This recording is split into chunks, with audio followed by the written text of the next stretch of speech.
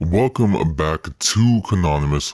This video is technically part 2. You can watch part 1 up top if you like, but you don't really need to understand this video. Trudeau was having an interview in Alberta, and we're breaking down the BS he keeps spitting out over the mic, so feel free to start here.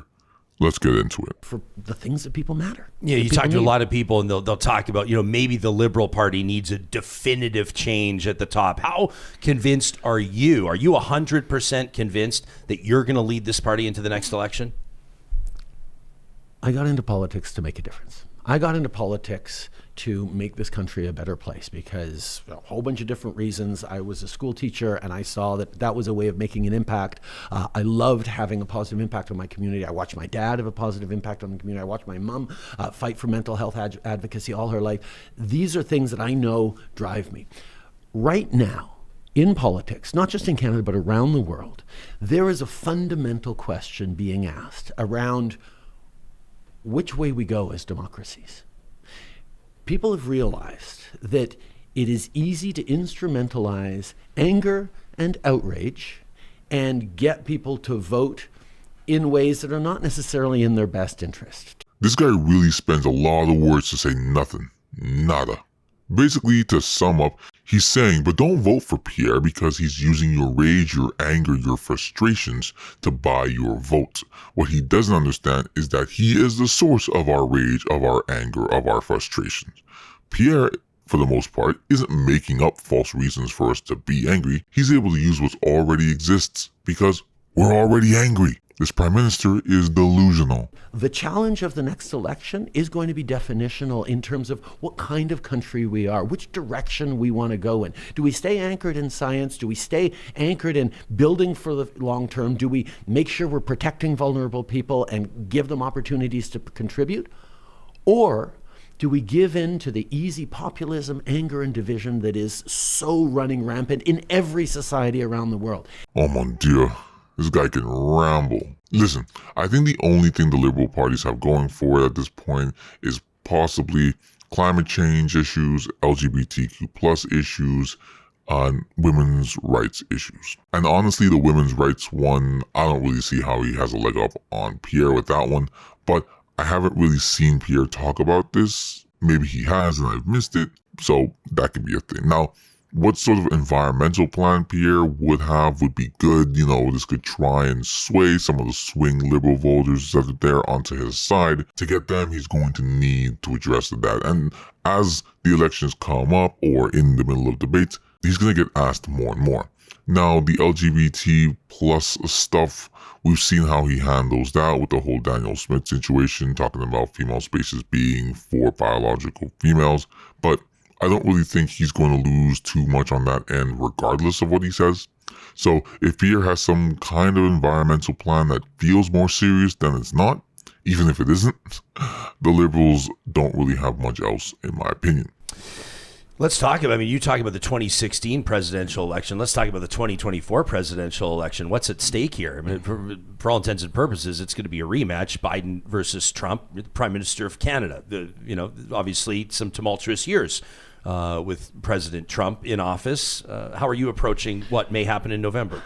Listen, I'm on my third U.S. president, and even the ones that I was really close to and aligned with, like Obama and Biden, they're not easy. The U.S. interests, the U.S. perspective, the way the U.S. is both polarized and a little more protectionist right now is challenging for Canada no matter what. It almost doesn't matter what he says here. We all know you're America's butt boy. So we can sit here and try and talk a big game, but when push comes to shove, if America says jump, you're going to ask how high. And to be honest, I'm not even sure what he could be doing to handle America. One of the world's most powerful nations, literally only rivaled by China and Russia. But I do think a little bit more backbone, a little bit more pushback would be fine without harming relations with America. Now, what that looks like, not exactly sure to be honest, but it feels like Canada needs to earn a little bit more respect in the world. I wish I had a better answer for this. Hopefully Pierre does. Regardless of who wins the next election, there are going to be challenges where we have to stand up for Canada. I mean, we had to stand up against Biden when he was moving for electric vehicles not to be built in Canada. We managed to solve that. Now, I want to give him his flowers for pushing back on Biden about this, but to be fair, if I'm not mistaken, and I'm not too familiar with this, but it was an updated deal that happened under Donald Trump, or with Donald Trump for the update, between the three amigos nations, as they call them, Canada, America, and Mexico. There's also the USMCA. So it's not so much that Biden decided not to do it. It was like he negotiated that deal and stopped him. It was kind of illegal for him to do it at all anyways. But again, I don't know too much about this at the time of me recording this. But essentially, Biden was trying to usurp all the manufacturing of EV cars into America by giving companies large tax credit incentives. Now, Canada has a lot of the crucial materials to make batteries, so trying to shut Canada out was not a good idea. And Mexico's got that cheap labor, so, wasn't really going to work out that well. On top of that, apparently, I didn't know this, but the car industry is, between the three countries, is super intertwined. That parts will move like 7 or 8 times across the three countries before settling in their desired spot to be fully assembled.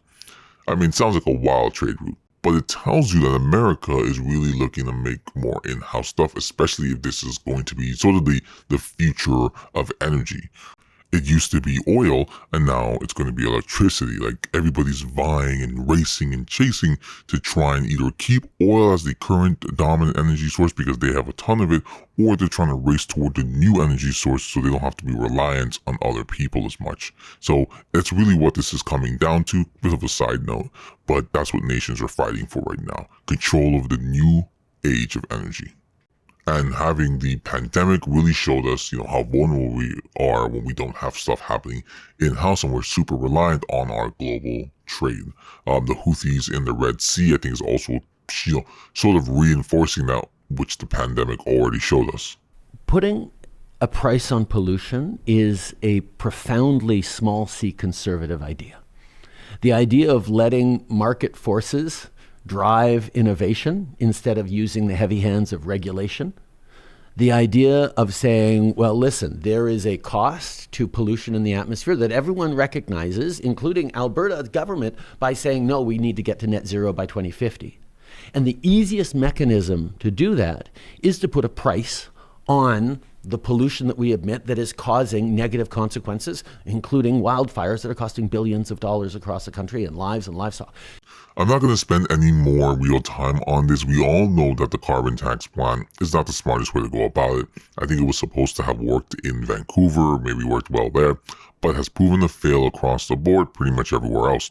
The sales of gas-powered vehicles have gone up, and to be fair, so has the sales in electric vehicles, but what he needs to do is focus on infrastructure, like I said in part 1, to make a transition easy for regular people. So we don't really have to think about it too hard. But you can't bankrupt Canada and Canadians while you're trying to do this. As more provinces turn their backs to Trudeau, if he continues to run his mouth about the carbon tax without some other plan, he's going to start to see more and more people don't like him. The provinces are turning their backs, the people are turning their backs. The world is turning its back. Like, comment, and subscribe, and come back for more.